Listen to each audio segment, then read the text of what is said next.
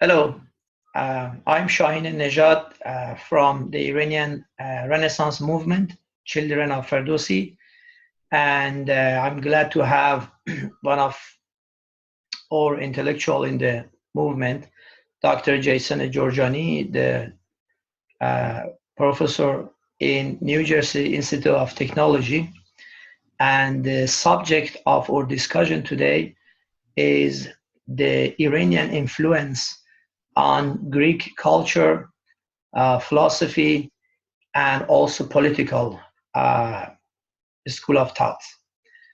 Uh, just I wanted to give a very short introduction why we are having these types of programs is usually when we talk about the Iranian and Greek worlds, most of the articles, most of the talks, most of the presentations, the big majority of them are all about the wars between Iran or Persia with the Greek worlds and uh, confrontations, conflicts, all the tension and frictions between these two entities are the focal points of the discussions or articles. Uh, and if in rare cases, researchers and scholars have paid attention to the intellectual influence on one of these on the other one, unfortunately, we see a kind of biased approach in the Westerner researchers and professors toward the Iranian world and the benefit of Greek world. Just this time, we wanted to have a more impartial and realistic interpretation of what we observe between these two entities, and also try to see what kind of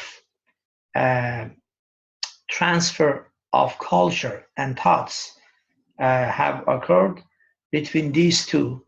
And perhaps the expert who can talk about that, Dr. Jorjani, is going to take us through some of these topics, if not necessarily in one program, but in several programs.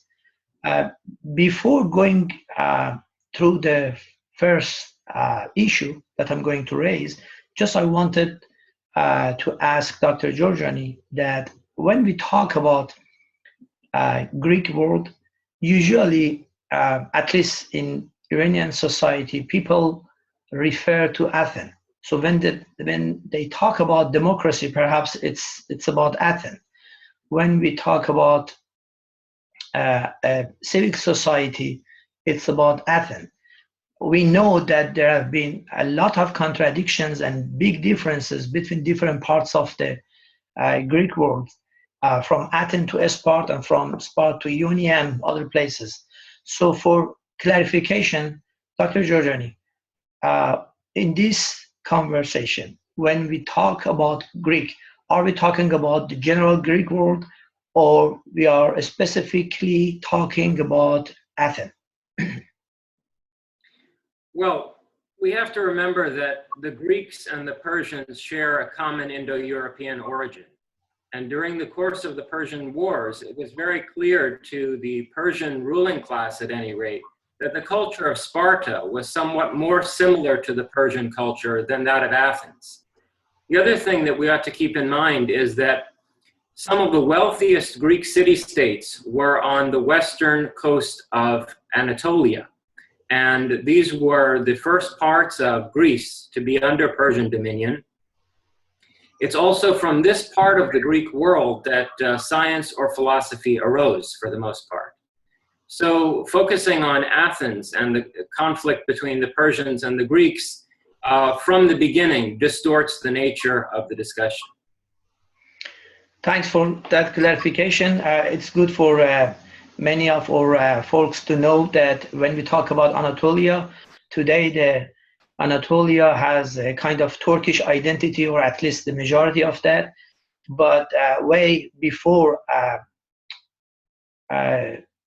getting the Turks into Anatolia, in 15th century, on the west side of Anatolia, the Greek culture was predominant, and many of those cities were populated by originally Greek people.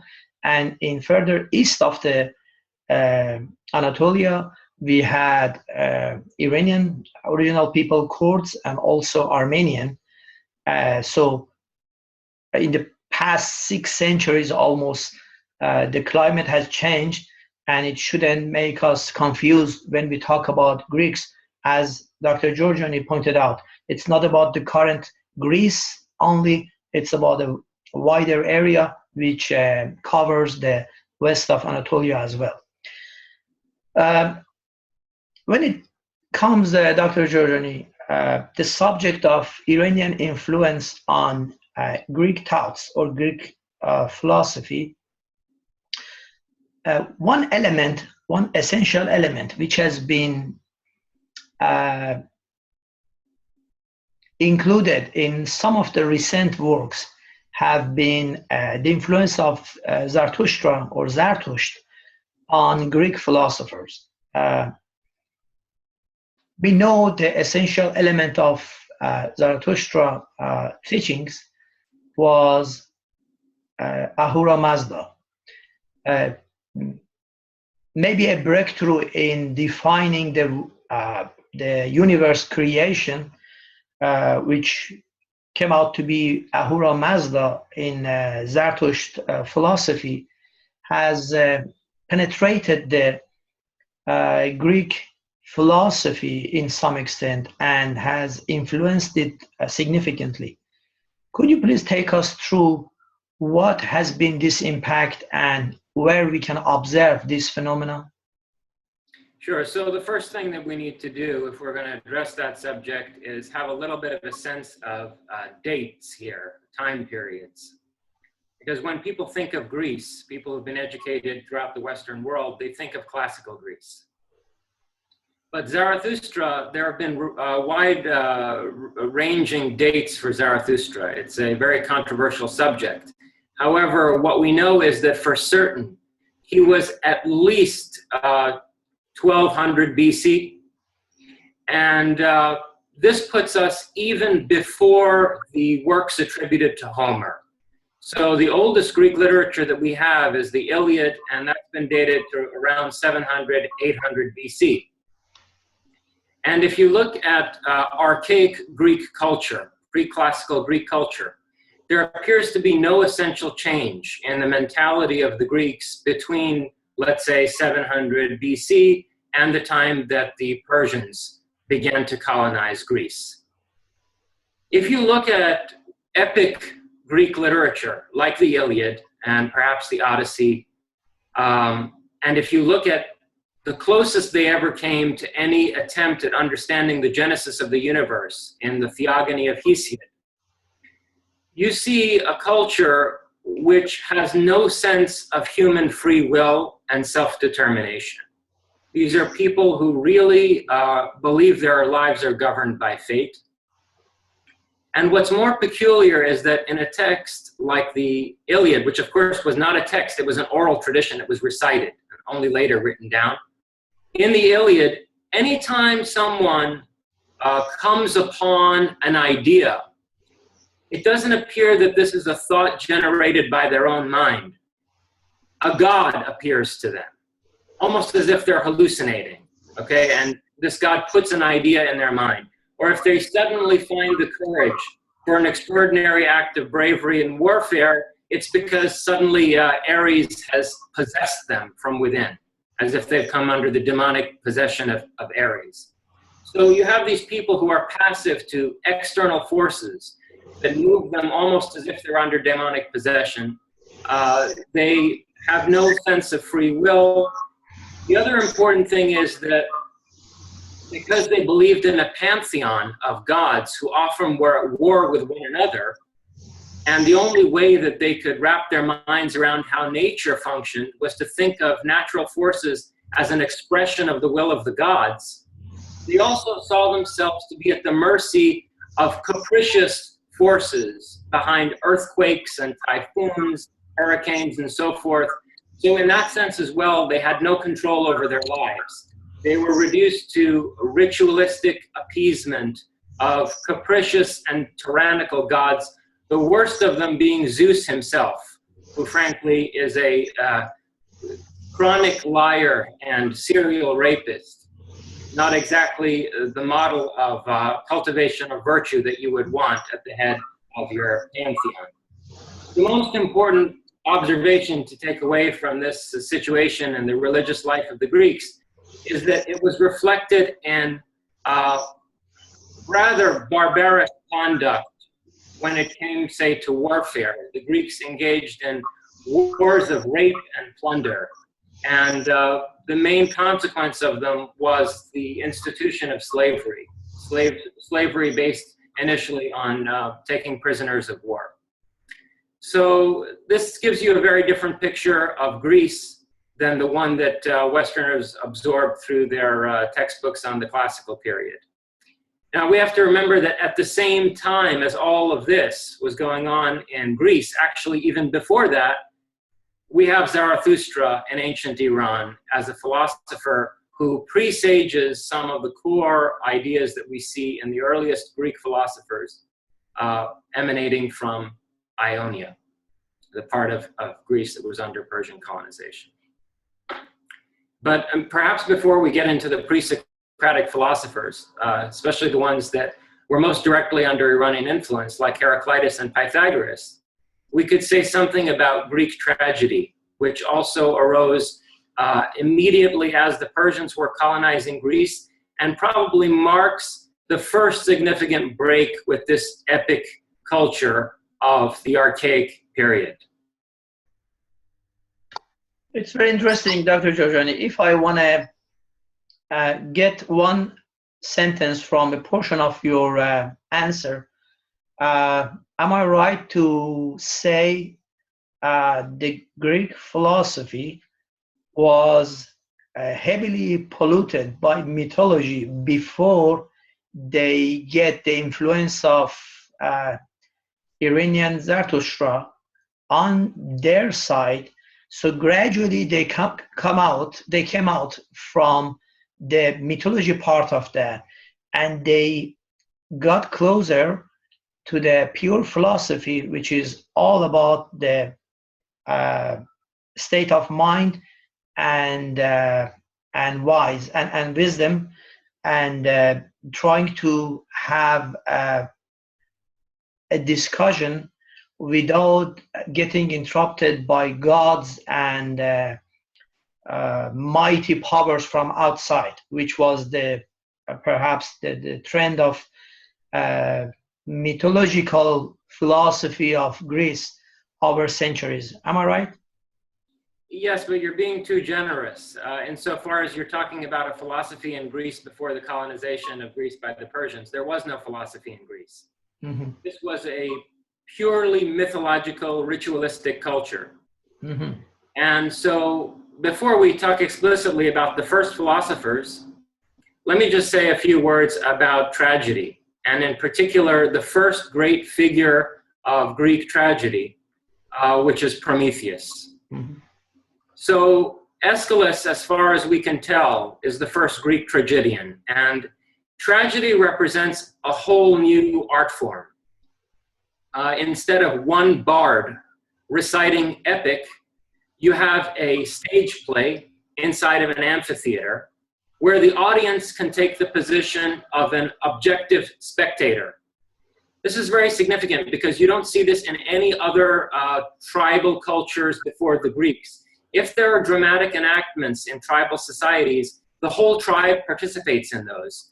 And they often involve ritualistic reenactments of things that the gods did or how the gods brought certain things into being in the world. When you take the position of an objective spectator on a stage play, you're gaining a certain psychological perspective on your life.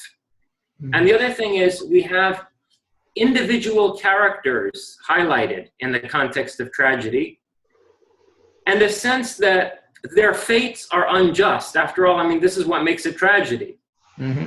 If you can contemplate the fate of an individual as being unjust. This means that at least subconsciously, you're imagining an alternative future that this person could have had. That's right. That means you're coming out from under the view of all of nature and life being determined by fate. I don't think it's at all an accident that the first major figure of Greek tragedy is Prometheus. And Aeschylus, who wrote this trilogy about Prometheus, is also famous for having written a play called The Persians, which involves the return of Khashayar-Shah, or Xerxes, to Iran after his defeat at the hands of the Greeks. So you don't see it as a coincidence? Not at all. In fact, if we compare Prometheus Bound to the Persians, we see that Aeschylus is trying to draw a comparison between the titanic character of Xerxes and Prometheus the rebel against Zeus, which also changes, by the way, the interpretation of the Persians. But to focus on Prometheus. So Prometheus was in the Greek pantheon, but he was relatively insignificant until Aeschylus wrote this Star Wars-like trilogy about him at that time. And Prometheus has a number of attributes that connect him very closely to Ahura Mazda. First of all, he is the god of fire, both the light of knowledge and the fire of the forge. Did you want to interject something, or? Just I wanted, for Iranian listeners, just I wanted to clarify, perhaps many of them know already, that Prometheus is usually we refer to him as Promote. Thank you. Go ahead.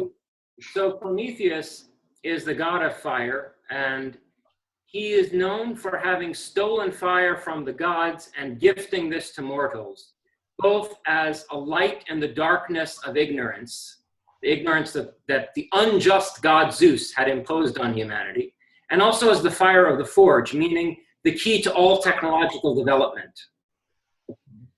Prometheus's name also means forethought, or prevision, provision, thinking ahead, progressive mind. Well, this is directly equivalent to Spentamenu, or Sepandmanesh, for the progressive mentality that's the chief attribute of Ahura Mazda. Absolutely. Then, of course, Prometheus is a Titan. He's a god, but he's among a class of gods referred to as the Titans, and the Titans are always at war with the Olympians. This is a direct analog to the conflict between the Ashuras and the Devas in the old Indo-Iranian pantheon. So Ashura Mazda, or Ahura Mazda, is the Titan of wisdom. Well, Prometheus is exactly that. He's the Titan of wisdom. And in fact, he's also the creator of humanity. In Greek mythology, Prometheus creates humanity, and Zeus steals humanity away and chains people with ignorance and servitude to the Olympians. Prometheus's gift of fire to humanity is intended to liberate them and bring them into what was supposed to be their destiny, namely to be a race of gods in their own right. Thank you, Jorjani. This is very, very interesting subject. I hadn't seen it before, so this is the first hand that I'm hearing, fortunately. Could you please also mention the timing of these two phenomena, Ahura Mazda in the Iranian side and also Prometheus or Promote in the Greek world? I want to give a sense of timing of these two to our listeners. So as I mentioned earlier, Zarathustra was 1200 BC or sometime before that. I actually tend to think it was significantly before that, but we won't get into those debates. So 1200 BC. Prometheus is relatively insignificant in the Greek pantheon. There's hardly a mention of him until Aeschylus writes his trilogy, and that's around 500 AD. BC, 500 BC. So we're talking about a distance of about 700 years at the very least. That's right. Between the Gospel of Ahura Mazda in the mouth of Zarathustra and Prometheus becoming the first great figure of Greek tragedy. And it will be interesting in another occasion also, since tragedy was raised here, we go and look at the Iranian side and see how big tragedies, very impressive tragedies like Rostam and Sohrab, or Rostam and Esfandiar, should, if it has had also impact on the Greek side, since when it comes to the timing of these, we know that they are not limited to Shahnameh or Khodaynameh, at least about Rostam and Sohrab. It might be related to some heritage of the Saka culture. And also when it comes to Rostam and Esfandiar, we know that Esfandiar has been mentioned in details in Avesta. So it's a matter of how old is that particular Yasht or Yashts which have been talking about Esfandiar, but that's another topic. And sorry to interrupt you on this, but that will be very interesting to touch in another topic. Could you also, Dr. Jorjani, take us through what was the story between Darius the Great and also Heraclitus, the Greek philosopher? Why we hear about this, and what was the story between these two? Okay, so let me just preface that by saying that the two major influences on Plato, who has been regarded as the great founder of Western philosophy. Some have said the whole history of Western philosophy consists of a series of footnotes to Plato. The two greatest influences on Plato were Heraclitus and Pythagoras, and hopefully we'll be able to come to Pythagoras. But Heraclitus has a very explicit connection to Iran. He was at one point invited by Darius the Great to become the court philosopher of the Hachemanish dynasty. Mm-hmm. And it's true, you know, that Herodotus says the Persians were open to foreign ideas more than any other people. They were very open to learning the best from other cultures and incorporating it into their own. But I hardly think that that accounts for someone being invited to be the court philosopher of their empire, right, the Persian Empire. There must have been profound affinities between Heraclitus's way of thinking and the de facto Zoroastrianism of the Persian Empire. And in fact, if we look at the fragments of Heraclitus's writings on nature that are left, we see many parallels between his thinking and that of Zarathustra, and these have no precedent whatsoever in Greek thought. So one of them is the reverence for wisdom and good thought set apart from all else. In fact, at one point, Heraclitus suggests, he doesn't come straight out and say it because he might actually have been killed for doing so, later Socrates was, he suggests that Zeus is not the true God. And he refers to the true God as the wise one. And he says that the chief aim of human life is to cultivate good thought and to align one's thoughts, one's words, and one's deeds. That your deeds should uphold what you say, and that what you say and do should be based on careful contemplation, not a casual, unreflective acceptance of what others have said.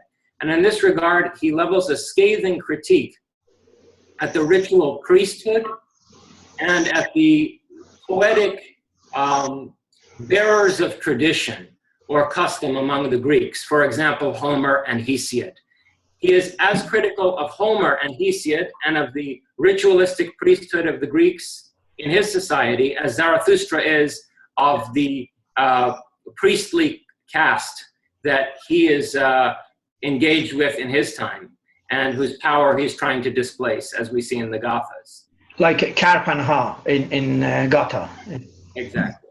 Sacrificial, ritualistic priests who are unreflectively passing on a poetic so-called wisdom.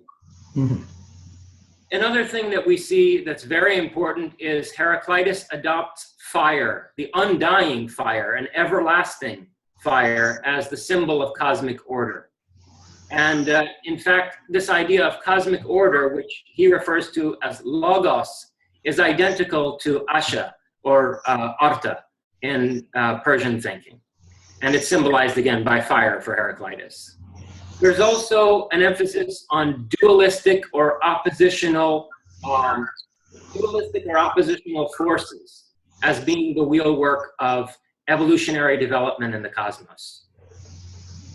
Then there are small details which are also significant, like, for example, he refers to throwing out corpses as quickly as one can. Well, this was anathema to the Greek practice of mortuary rites, but it's very similar to the Zoroastrians taking their dead bodies to the enclosures where they'd be picked clean by vultures. That's right. Therefore, Dr. Jorjani, the reason that Darius the Great invited Heraclitus to come to Iran, it wasn't the case that he wanted the philosopher to come and fix them a school of thought or a school of philosophy, but most likely Darius the Great had heard about these teachings of him and see a lot of similarities between what he was trying to promote and what Darius the Great knew as a Zoroastrian, and therefore he found this Greek philosopher kind of promoter of Ahura Mazda and Zarathustra teachings in the other side of the world, and because of this harmony he wanted to know him better and probably give him some capabilities to expand this campaign of promoting of Zarathustrian philosophy.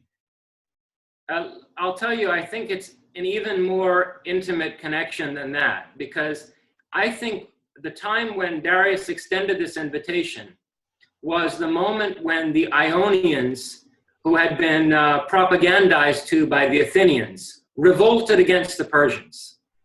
And the satrap, the Persian governor of Ephesus, was Heraclitus's personal friend, a man by the name of Hermodorus. Mm-hmm.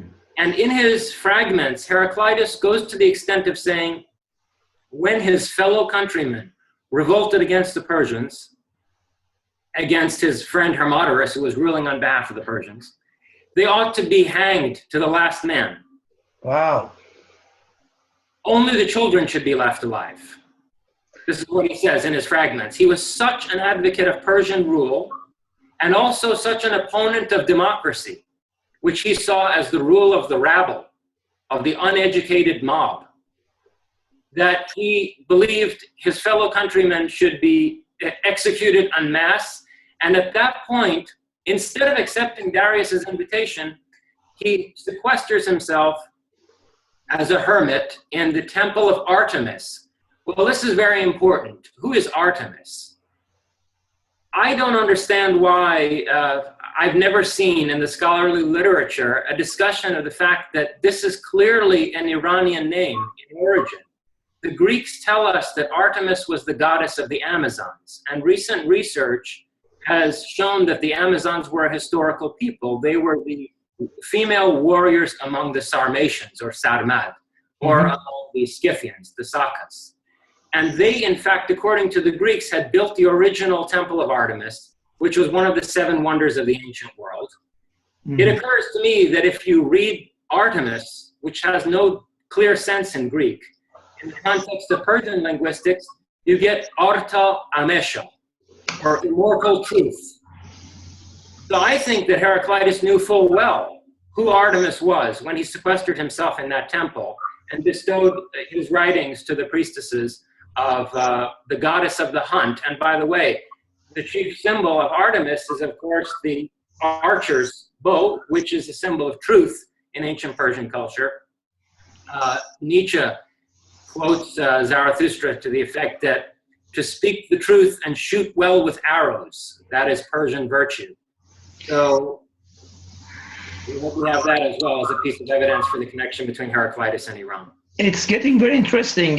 You put the different pieces of the puzzle together, and it seems the influence of Iran on the Greek world has been much more than what we have imagined so far, especially the last point that you mentioned regarding the Artemis word and the meaning of it, and perhaps, as a matter of fact, when it is referred to Sarmatian, which has been an Iranian tribe, or being that tribe, an Iranian ethical group, it seems that now we are seeing more than what had been mentioned in the text, in the articles before about the Iranian influence on that, on the Greek side.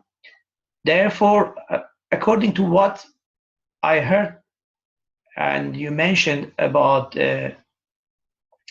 Heraclitus' beliefs about those who have revolted against the Persian supremacy in that part of the world, it seems that we are not talking about a Greek citizen. We are talking about a Greek person by ethnicity, but a citizen of the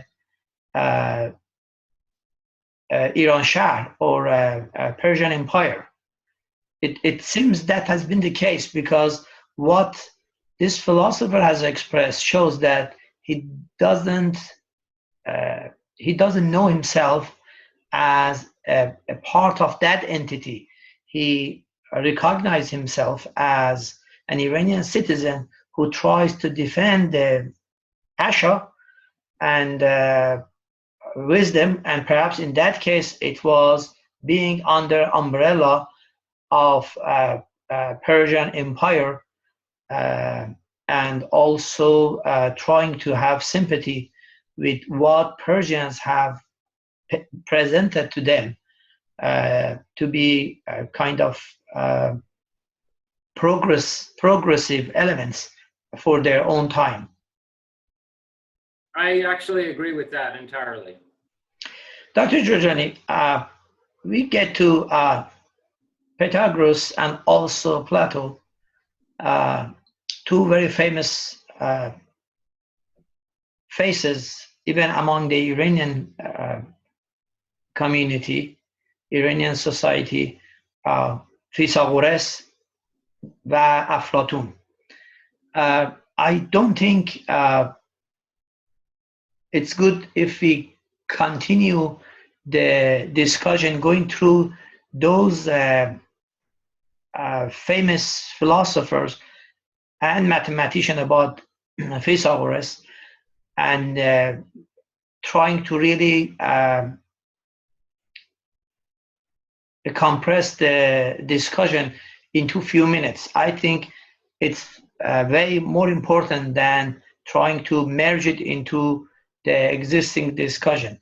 So while I really appreciate what you have taught us in this discussion, and I'm pretty sure that the listeners are going to wait to see the next program on the same subject, I appreciate if you join me in another program pretty soon and take us through about what we have given to the Western world indirectly, probably through Greeks and in some extent Romans, by touching what Plato and Pythagoras have learned from the Iranian culture, Iranian thoughts, and educate us on that subject. I'm very much looking forward to that, Dr. Nejad. Thank you very much for being with us, and hope see you in next program. Thank you. See you again soon. Thank you.